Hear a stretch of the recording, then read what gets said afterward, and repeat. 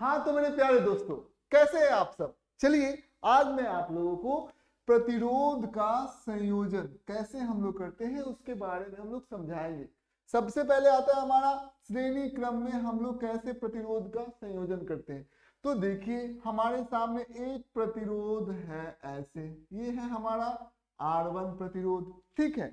अब इसका एक अंतिम छोर है, मान लेते हैं कि ये आरंभिक छोर है, आरंभिक बिंदु है A और अंतिम बिंदु है B, ठीक है। समझ में आ रही है। इससे एक दूसरा प्रतिरोध जुड़ा हुआ है जो कि है हमारा R2। ये हमारा हो गया R1, ये हो गया हमारा R2।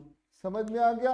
अब R1 और R2 को यदि हम कोई बैटरी के साथ ज्वाइन कर दें तो इसमें करंट बहेगा, R1 में भी करंट बहेगा और R2 में भी करंट बहेगा। तो क्या आप एक बात बताइए, दोनों में समान विद्युत प्रवाहित होगा कि नहीं होगा? दोनों में विद्युत धारा जो होगी वो समान होगी। तो R1 में जो विद्युत धारा होगी वो I होगी और R2 में भी विद्युत धारा I के बराबर होगी। बैटरी का जो EMF है वो V के बराबर दिया गया है। तो यहां पर आप देख सकते हैं ये A बिंदु है, ये B बिंदु है और ये हमारा C बिंदु है। अब इन दोनों R1 और R2 को हम लोग हटा कर, ठीक है, समझ में आ गया। और हम लोग इन दोनों को हटाने के बाद एक इक्विवेलेंट रेजिस्टेंस निकालना चाहते हैं, यानी कि दोनों मिलकर जो काम करे, एक अकेला रेसिस्टर जो है उस काम को कर दे। तो हमने R1 को भी हटा दिया, हमने R2 को भी उखाड़ कर फेंक दिया और A बिंदु और C बिंदु पर हम लोगों ने क्या किया है, हम लोगों ने एक रेसिस्टर लगा दिया है, वो है हमारा R इक्विवेलेंट। ठीक, समझ में, ये चीजें आपको ध्यान से समझना होगा। ये हो गया हमारा, इसको भी हम लोगों ने बैटरी के साथ कनेक्ट कर दिया, ठीक है। तो इसमें जो करंट फ्लो करेगा वो I ही तो होगा, ठीक। दोनों में करंट जो होगा वो समान तो प्रवाहित होगा ही होगा। तो सबसे पहले हम लोग इस वाले रेसिस्टर को देखते हैं। तो इसको हम लोग, इसको दोनों जो हमारा प्रतिरोध है वो किस क्रम में है? श्रेणी क्रम में। क्यों? क्योंकि एक रेसिस्टर, इस रेसिस्टर का अंतिम बिंदु क्या है? B, और इस रेसिस्टर का आरंभिक बिंदु क्या है? B। तो ये दोनों रेसिस्टर जो है वो श्रेणी क्रम में सजाए गए हैं। समझ में आ गया? दोनों, तो हम लोग कुछ बात यहां पर लिखेंगे, दोनों श्रेणी क्रम में, प्रत्येक, यहां पर क्या हम लिखेंगे? प्रत्येक प्रतिरोध से क्या हो रहा है? प्रत्येक प्रतिरोध से समान प्रतिरोध से समान क्या निकले? समान वैद्युत धारा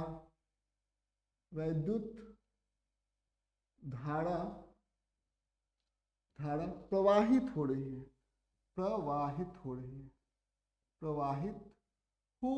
है, तो पहला हम लोगों ने ये समझ लिया। दूसरा हम लोग ये समझेंगे कि एक प्रतिरोध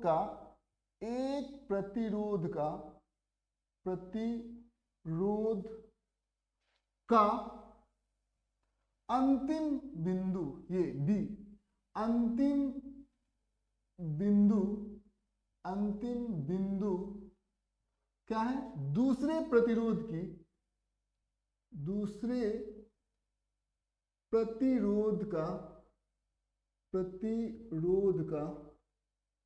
का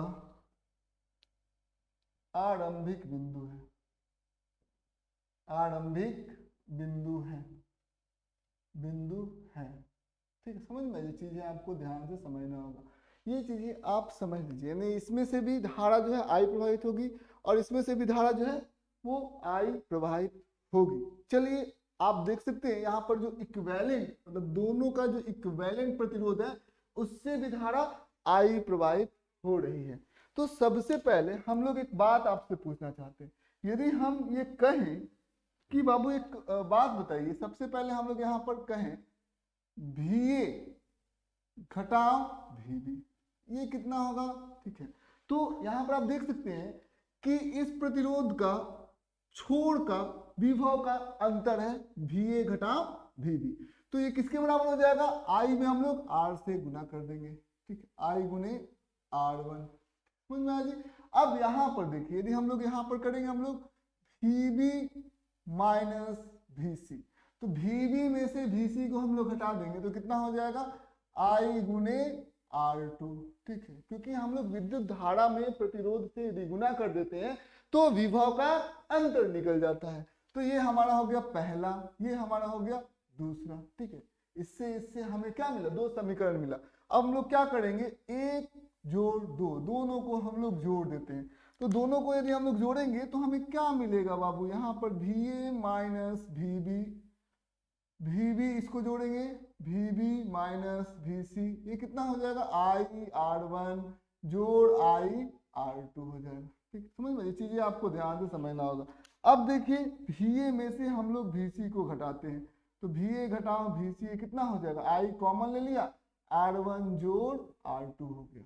इससे तो हमें निकल गया, इन दोनों प्रतिरोधों से हमें ये समीकरण का इस्तेमाल करके हम लोगों ने निकाल दिया। अब देखिए यहाँ पर ध्यान दीजिए, इसमें देखिए, इसमें ए बिंदु है और ये क्या है, सी बिंदु है, क्योंकि इन्हीं दो बिंदुओं पर हमें क्या करना है, इक्विवेलेंट रेजिस्टेंस लगाना है।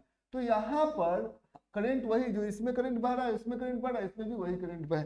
तो एक बात बताइए, यदि हम लोग इसके छोड़ के, ये मान लेते हैं कोई कंडक्टर है, चालक है, इसका एक छोर ए बिंदु है, दूसरा छोर बी बिंदु है, तो दोनों छोरों के विभव का अंतर यदि हम लोग निकालेंगे तो कितना हो जाएगा, देखिए VA माइनस VC। ठीक है, ये VA है माइनस VC है, कैसे निकलेगा, विद्युत धारा कितना प्रवाहित हो रही, I गुने R इक्विवेलेंट। तो क्या लिखेंगे हम लोग, I गुने R इक्विवेलेंट। समझ में आ गई, ये चीजें आपको ध्यान से समझना होगा। अब देखिए ये हमारा मान लेते हैं तीसरा समीकरण है और ये चौथा समीकरण है। अब दोनों का LHS देखिए, VA minus VC, VA minus VC, तो RHS भी बराबर होगा, तो RHS को हम लोग बराबर कर देते हैं। क्या लिखेंगे, I गुने R1 जोड़ R2, ये हो जाएगा RHS, इसका RHS ये होगा, इसका RHS I गुने R इक्विवेलेंट। समझ में आ गया, तो ये कट गया, ये कट गया, तो R इक्विवेलेंट बराबर कितना हो गया, R1 जोड़ R2 के ये बराबर हो गया। ठीक है, एक प्रश्न हम लोग देते हैं, जैसे यहाँ पर आपको ध्यान से समझना होगा, इसका रेजिस्टेंस है 10 ओम, इसका रेजिस्टेंस है 20 ओम। ठीक है, ये 10 ओम और ये 20 ओम है। समझ में आ गया, दो हमारे सामने रेजिस्टर दिया गया। अब हमें दोनों हम लोग के किस में जुड़ा हुआ है, श्रेणी क्रम में जुड़ा हुआ है। क्यों, क्योंकि इस रेजिस्टर का अंतिम बिंदु B है मान लेते हैं, और इस रेजिस्टर का आरंभिक बिंदु भी B ही है। तो यदि हम R इक्विवेलेंट के बारे में बात करेंगे, R इक्विवेलेंट कितना होगा, R1 जोड़ R2, यानी कि 10 जोड़ 20, 10 ओम जोड़ 20 ओम, ये कितना होगा, ये हो जाएगा 30 ओम। ठीक है, समझ में, ये चीजें आपको ध्यान से समझना होगा। R इक्विवेलेंट यही होता है। समझ में आ गया। अब फिर हम लोग आगे हम लोग बढ़ते हैं। जैसे मान लेते हैं कि यहाँ पर एक क्वेश्चन हम आपसे करवाते हैं, जैसे ये हमारा एक रेजिस्टर है, ये हमारा 10 ओम का है और ये हमारा 20 ओम का है। ठीक है, ध्यान दीजिएगा यहाँ पर। अब इसको हम लोगों ने एक बैटरी से क्या कर दिया, कनेक्टेड कर दिया। मान लेते 20 वोल्ट का, 30 वोल्ट का ये बैटरी है, 30 वोल्ट का ये बैटरी है। तो हम लोग जानते हैं कि ये दोनों के दोनों क्या है, श्रेणी क्रम में, हमें करंट निकालना है, हमें करंट निकालना है। तो हमें एक सूत्र पता है ओम का, V बराबर I गुने R। तो हम लोग उसी सूत्र का हम लोग यहाँ पर इस्तेमाल करेंगे। तो सबसे पहले एक बात आप यहाँ पर समझ लीजिए, यहाँ पर दोनों, क्योंकि ये श्रेणी क्रम में है, तो दोनों के बदले हम लोग एक रेजिस्टेंस क्या लिख सकते हैं, 10 ओम और 20 ओम है, तो यहाँ पर 30 ओम लिख सकते हैं, R1 जोड़ R2। उसमें भी करंट क्या जाएगा, श्रेणी क्रम में I ही जाएगा। समझ में आ गया, ये हो जाएगा हमारा 30 वोल्ट हो जाएगा।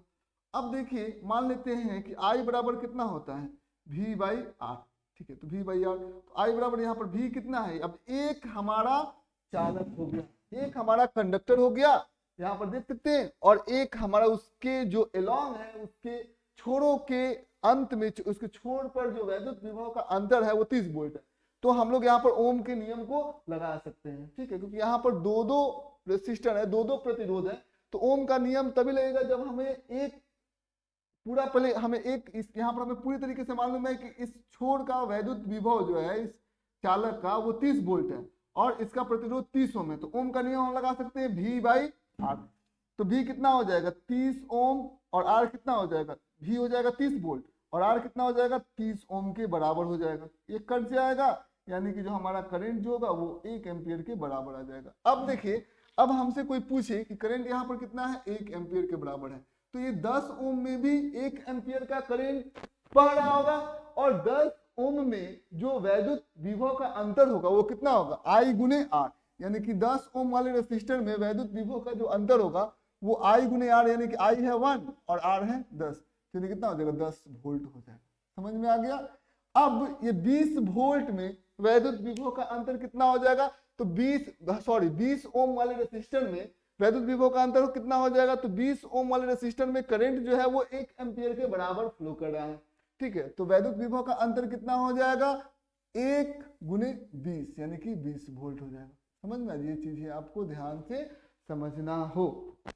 क्या करें, यदि 2 से ज्यादा रेसिस्टर हो तो घबराने की जरूरत नहीं है। यहाँ पर हम लोग देखते हैं, यहाँ पर ये 10 ओम है और फिर ये 20 ओम है, ठीक है, और फिर ये 30 ओम है। तो हमको यदि इक्विवेलेंट रेसिस्टेंस निकालना होगा, आर इक्विवेलेंट निकालना होगा, तो सबको जोड़ दिए, 10 जोड़ 20 जोड़ 30, यानी कि ये 10 जोड़ 20 करेंगे तो 30, और 30 में फिर 30 जोड़ेंगे तो कितना हो जाएगा हमारा 60 ओम के बराबर हो जाएगा। ये हमारा आर इक्विवेलेंट होगा। किस क्रम में, श्रेणी क्रम में हम लोगों ने इसको संयोजन किया हुआ है। चलिए अब हम लोग इसे मिटा देते हैं।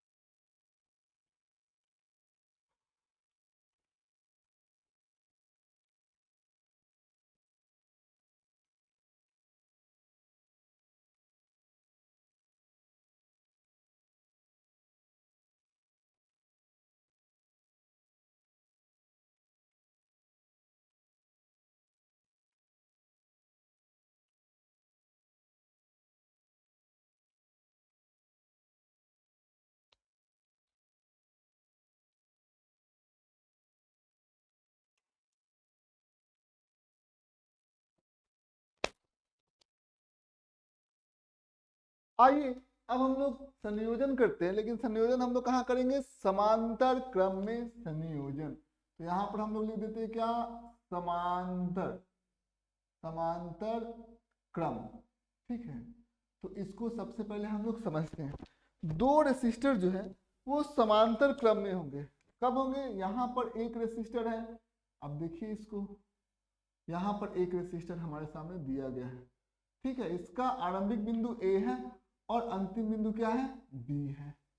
अब कोई दूसरा रेसिस्टर दिया गया है, उसका भी आरंभिक बिंदु ए ही है और अंतिम बिंदु बी ही है। मान लेते हैं कि वो कितना है, R1 है, वो कितना है, R2 है। कोई दिक्कत की बात नहीं है। अब हम लोग क्या करते हैं, इसको हम लोग एक बैटरी से ज्वाइन कर देते हैं। देखिए ये हमारा बैटरी हो गया। अब यहाँ पर समझिए, इसमें विद्युत धारा प्रवाहित होगी, I विद्युत धारा है, कोई दिक्कत नहीं है। अब इसमें क्या होगा, इसमें जो विद्युत धारा होगी वो I1 होगी R1 रेसिस्टर में, और इसमें जो विद्युत धारा होगी वो I2 होगी। एक चीज आप यहाँ पर देख लीजिए कि विद्युत धारा I आ रही है, कितनी आ रही है, I आ रही है, और I1 और I2 बट रहा है। तो एक चीज तो आप यहाँ पर बड़ी आराम से समझ देंगे, I बराबर कितना हो जाएगा, I1 जोड़ I2 हो जाएगा, कोई दिक्कत की बात नहीं है। तो हम लोग क्या करें, इन दोनों रेसिस्टर को, बैटरी आपको वही रखना है ईएमएफ का, दोनों रेसिस्टर को हम उखाड़ कर फेंक देते हैं। तो उखाड़ कर फेंक देते हैं, उठाइए और उखाड़ कर फेंक दीजिए। तो फेंका, अब फेंका तो हमारे सामने 2 बिंदु होंगे, ए बिंदु और बी बिंदु, वही ईएमएफ होगा और कुछ नहीं होगा। इन ए बिंदु और बी बिंदु के जगह पर हम लोग एक रेसिस्टर आर इक्विवेलेंट लगा देते हैं। ठीक है, तो आर इक्विवेलेंट हम लोग लगा देते हैं। इसका जो ईएमएफ है वो भी के बराबर है। समझ में, इसमें जो करंट जो प्रवाहित हो रहा होगा वो कितना है, आई है, और आई बराबर कितना है, I1 जोड़ I2। तो हम लोग यहाँ पर लिख सकते हैं I बराबर I1 जोड़ I2। ठीक, समझ में, ये चीजें आपको ध्यान से समझनी है। तो हम लोग यहाँ पर बड़ी आराम से हम लोग लिख देते हैं, कोई दिक्कत की बात नहीं है। तो यहाँ से हम लोगों ने क्या क्या चीज सीखा, पहला चीज हम लोगों ने सीखा क्या, कि आरंभिक प्रत्येक प्रतिरोध का आरंभिक बिंदु और अंतिम बिंदु समान है, यदि वो समांतर क्रम में सजा हुआ है। तो पहले क्या लिखेंगे, प्रत्येक प्रतिरोध का प्रतिरोध का आरंभिक बिंदु और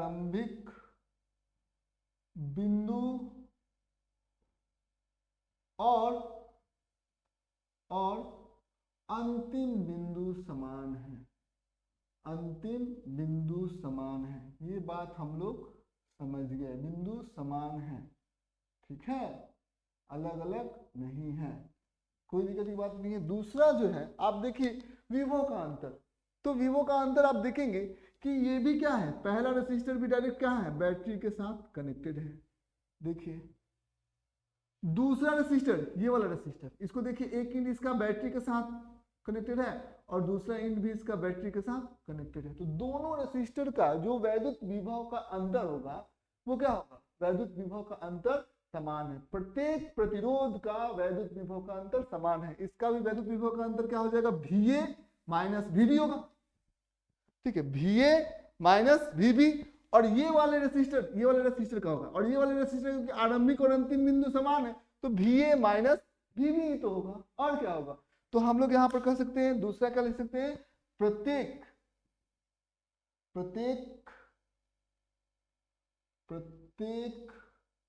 प्रतिरोध का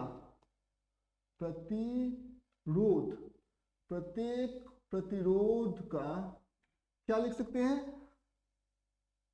वैद्युत विभव का अंतर समान है। प्रत्येक प्रतिरोध का वैद्युत विभव का अंतर समान है, वैद्युत विभव का अंतर समान है, विभव का अंतर समान है, अंतर समान है। ये चीजें आपको ध्यान से समझना होगा, कोई दिक्कत की बात आपको नहीं होगी। अब देखिए, अब हम लोग इक्वेशन पर आते हैं। इक्वेशन पर क्या आएंगे, सबसे पहले इस रेसिस्टर पर बाबू आपको पूरी तरीके से ध्यान लगा देना है। इस रेसिस्टर का आरंभिक बिंदु क्या है, VA है, अंतिम बिंदु क्या है, VB है। तो जो वैद्युत विभव का अंतर कितना हो जाएगा, VA माइनस VB, ठीक समझ में, VA माइनस VB। तो VA माइनस VB कैसे हो जाएगा, ओम्स में क्या हमें बताया है, इसमें करंट कितना फ्लो हो रहा है, I1 गुने R1। तो VA माइनस VB कैसे होगा, I1 गुने R1, ठीक है। अब आइए इसको हम लोग समझते हैं। इस रेसिस्टर पर आपको सारा ध्यान होना चाहिए। इसका एक छोर का वैद्युत विभव कितना होगा, VA, और दूसरे छोर का वैद्युत विभव कितना होगा, VB। तो सबसे पहले हम लोग क्या करेंगे, VA माइनस VB कर देंगे, और यहाँ पर करंट कितना है, I2 गुने R2, ठीक है, समझ में, चीजें आपको ध्यान से समझना होगा। अब यहाँ पर हम लोग क्या करते हैं, ये समझ में आ गया हम लोगों को। अब हम लोगों ने क्या किया, अब इसको देखिए, आप लोगों को इसको ध्यान से देखना है। तो यहाँ पर आप ध्यान से देखेंगे तो क्या हो जाएगा, VA माइनस VB, कोई दिक्कत की बात नहीं है। क्या करेंगे, जो परिणामी वैद्युत धारा है वो कितना, I1 जोड़ I2।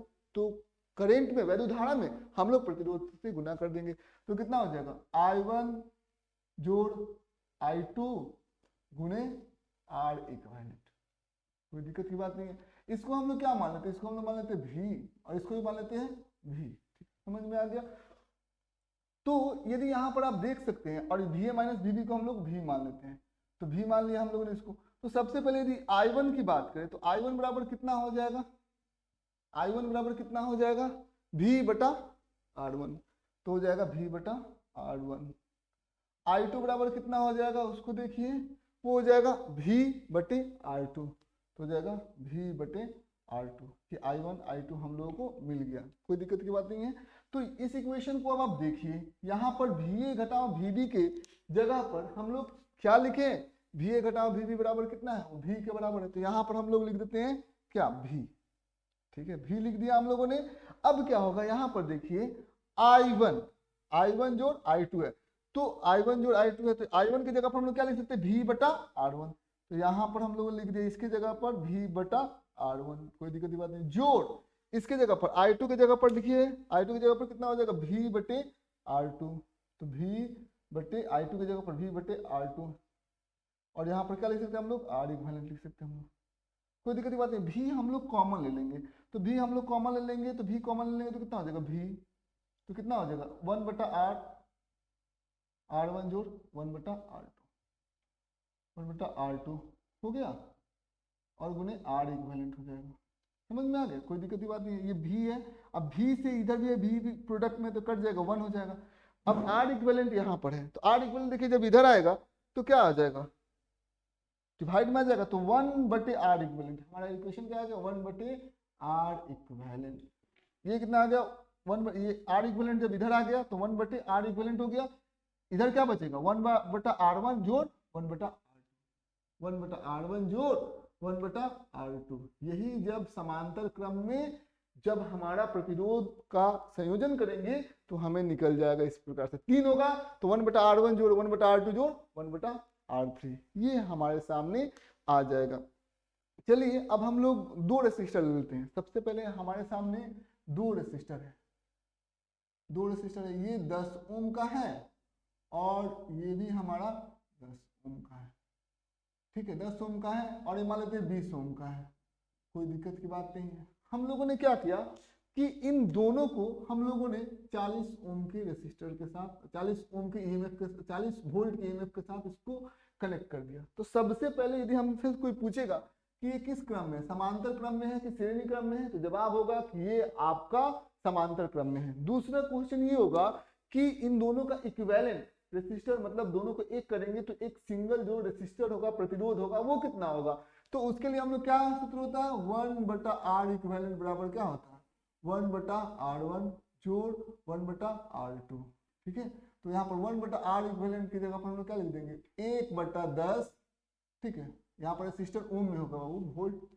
बोला दिए गए हैं, तो 10 ओम का है और 20 ओम का है, तो 1/10 जोड़ 1/20, ठीक है।